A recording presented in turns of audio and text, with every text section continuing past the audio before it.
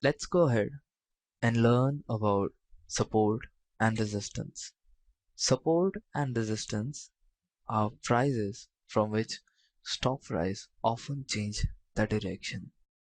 A falling stock price may find support at its previous highs or its previous lows. Similarly, a rising stock price may find resistance at its previous highs. Price support and resistance, whereas the other one is pattern support and resistance.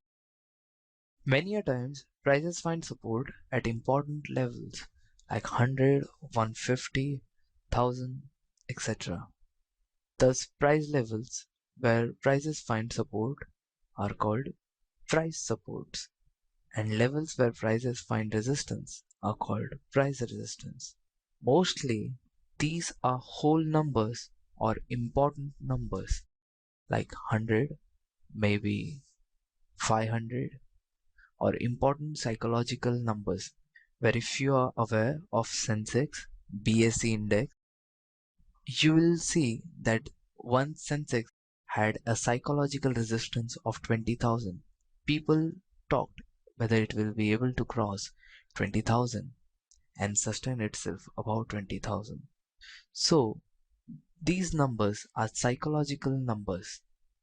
A newly listed stock at 20 rupees may rise higher and find difficult to penetrate the level of 50, and so on.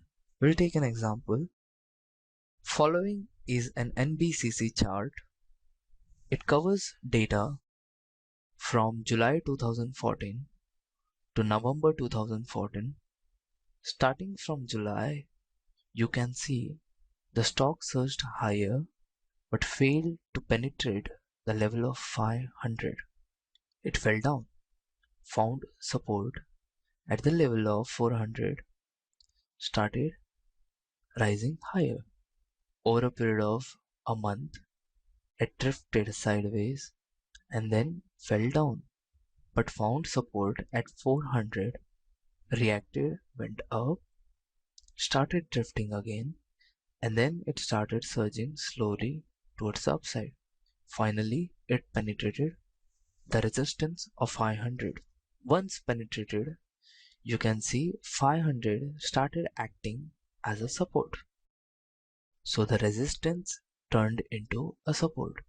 You can see it went up, came down, tested the level of 500, then went up to 550, came down again, failed to penetrate 500, and then finally it broke out to a new high, surged up to 750, came down, found support at 650, went up to level of 750 again, consolidated for a week, finally it broke out to a new high and surged as high as 900 before finding resistance at 900, from where it started drifting below.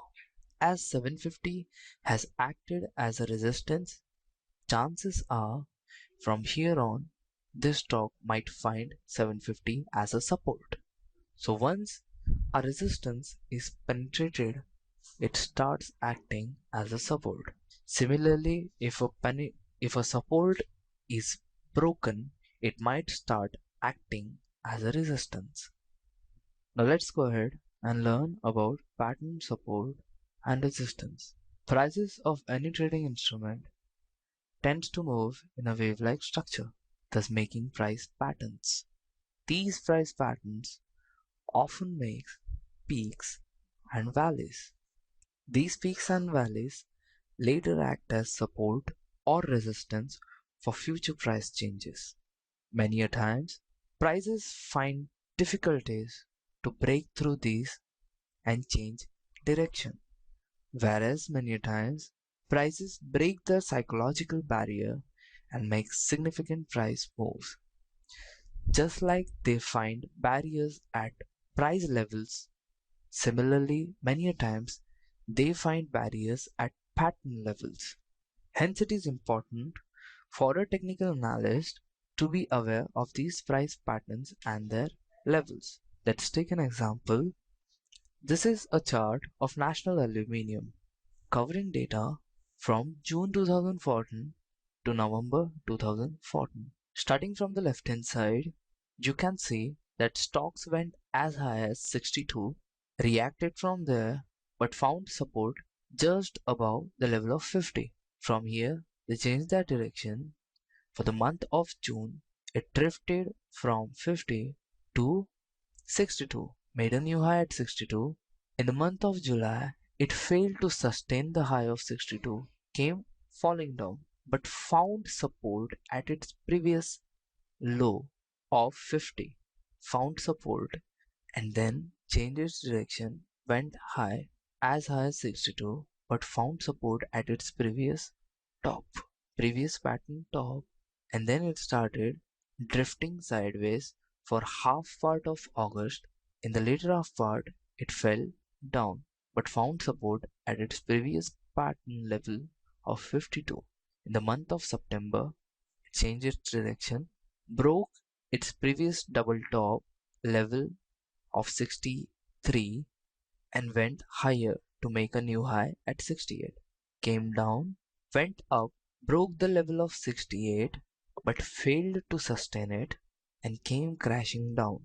In the first week of October, it came as low as 54 but found support at its previous pattern low and changed its direction and drifted sideways for the most part of October, and as of November, it's still drifting sideways. So it is important to be aware of pattern levels to identify support and resistance zones.